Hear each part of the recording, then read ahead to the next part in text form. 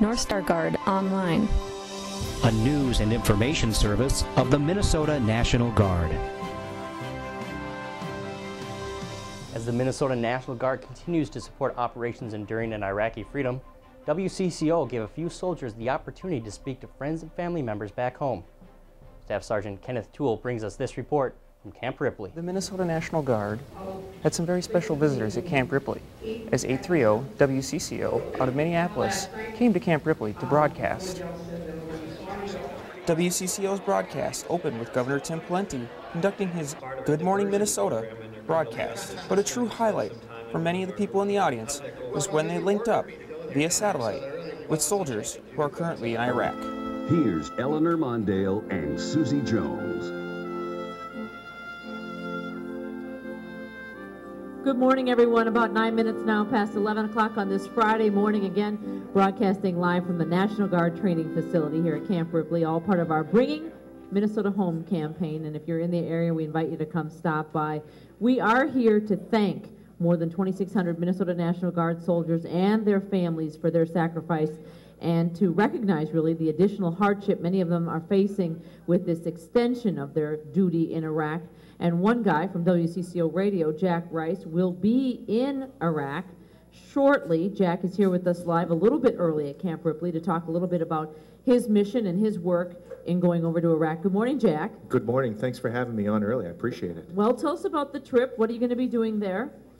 I'm sitting here next to Mary right now, and Mary is talking about her husband who will be gone. Hey, how you doing over? This is amazing to me, too. It is. We're coming up on 2 years here, and we look at the contributions of these men and women, and the men and women who are serving. That's one part of this story. The other part of the story, though, is also the men and women that are here, and also the children that are here, too. And that's one of the reasons we're here. Well, one of the reasons that I'm going back to Iraq is because we need to honor both sides of that. And that's the reason we're here today.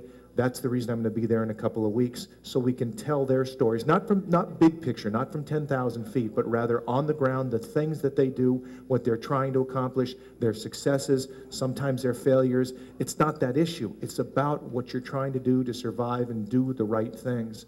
And that's what we're going to be doing. I'm thrilled, really honored to have the opportunity. Will you be safe over there? That's right. And you mentioned Mary. We have Mary Olson with us. Again, we talked to her a little earlier in the show about the work that she does to help families.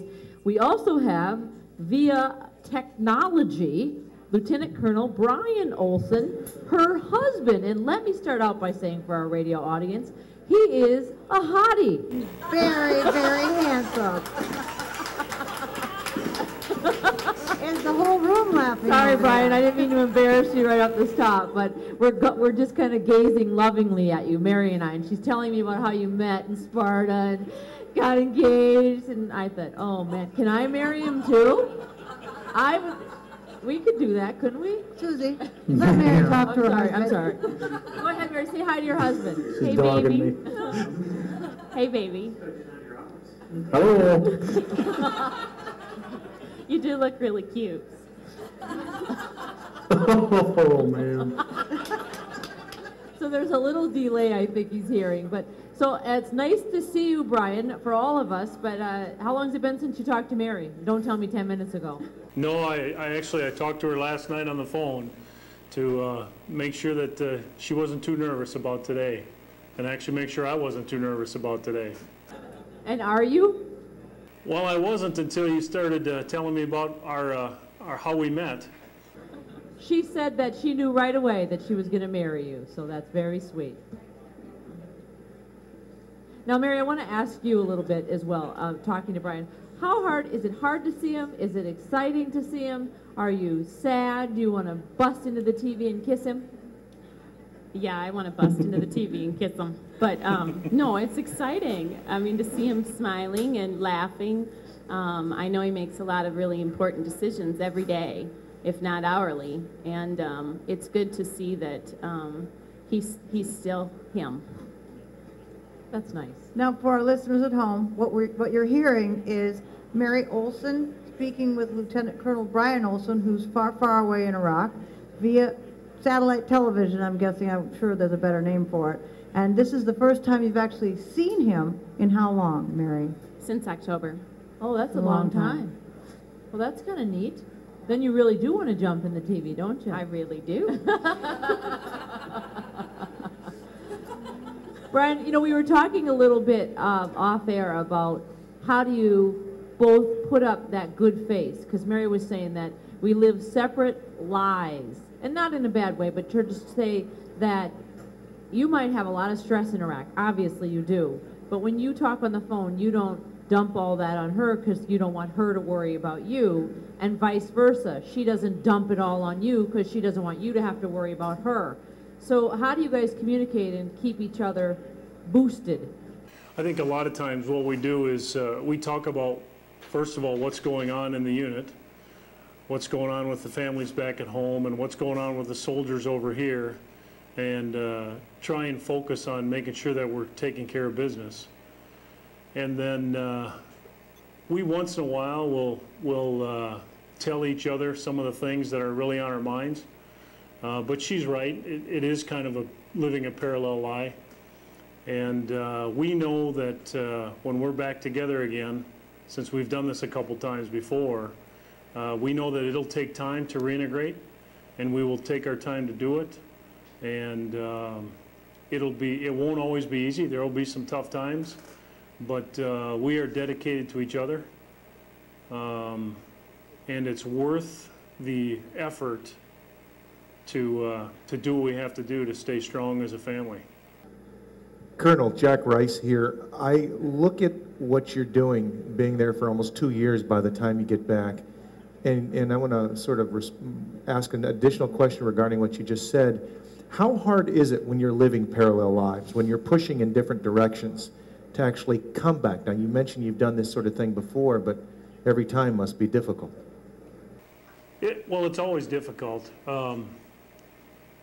You've got to keep in mind that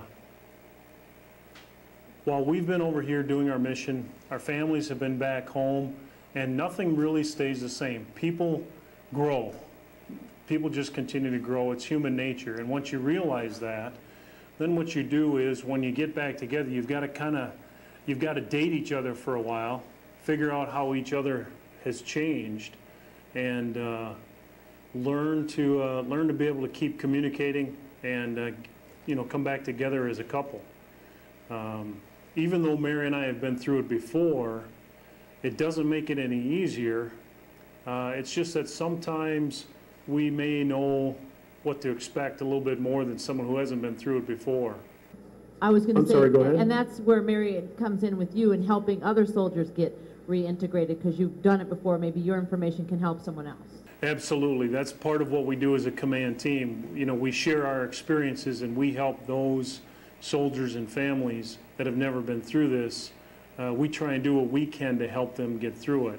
And as an example, one of the things we're doing right now is talking to all of our families and our soldiers and canvassing them, asking them to give us their questions and concerns about reintegration, so we can compile them at the battalion level, share them with the brigade, and then get them sent over to Minnesota so that the folks that are putting together the reintegration academies and the reintegration weekends can either help us with some of those issues or at least answer some questions that our soldiers and families have. And we're trying to lead that just because we've been through it. Well, thank you very much for your time, Brian. We really appreciate it. And as we let you go here, I want to let you know that your wife did just come up and hug the television a short time ago, and we put a photo of that on our internet. So if you want to go to WCCOradio.com, you can see your wife hugging the television. Okay, I'll go do that right now. Yeah, Brian, thank you very much, and thank you, Mary. Thank you very much. Yeah, sorry you didn't have a lot of time to talk, but he's kind of the star of the show there a little bit. And when we come back on Mondale and Jones, we are going to have specialist Nicole Romashko talk with her mom, Deb, via satellite as well, after this on 830 WCCO. 830 WCCO Radio, you're listening to Mondale and Jones. It is 25 degrees outside, and we are broadcasting from Camp Ripley, the National Guard training facility here. 54,000 acres out here where all the training goes on and all kinds of other things. But right now we are enjoying a rare moment. We just saw Lieutenant Colonel Brian Olson from Iraq, speaking to his wife, Mary, here. And now, Specialist Nicole Romashko is going to be speaking via satellite to her mom, Deb. And we just found out that Nicole, welcome to the show, Deb. Hi, Deb. How old did your daughter just turn? She's 21. And how in the world do you let your little baby, I can't even imagine. She looks about 10. Hi, Nicole. I'm not a baby anymore. Hello. So for you, I guess, Deb, how has it been for you to let your daughter go? It's actually been a good experience for our family. So she's been doing a really good job over there, and we're really proud of her. I should let you know also that your grandparents are in the audience. Nicole, Harry, and Shirley are back here looking at you too. You can wave to them. Hi, Grandma. Hi, Papa. So you talk to your mom, Nicole. How often do you talk to your mom? I try and call about once a week. If I call more than that, I get kind of homesick, so. What do you miss most about home?